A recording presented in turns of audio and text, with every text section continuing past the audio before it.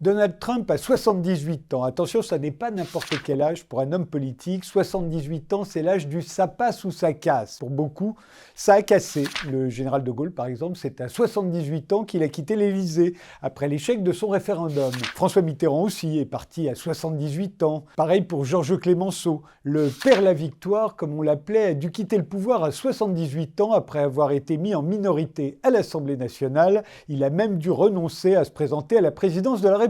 Valéry Giscard d'Estaing, lui, c'est la présidence du Conseil régional d'Auvergne qu'il a dû abandonner après avoir été battu aux élections. Fin de sa carrière politique. Quant à Winston Churchill, il a été victime d'un terrible AVC à 78 ans alors qu'il était Premier ministre.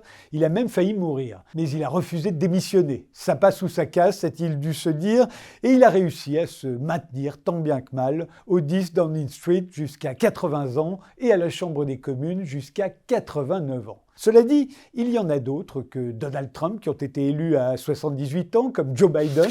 Mais bon, vous avez vu, ça ne s'est pas très bien fini, il n'avait plus toute sa tête.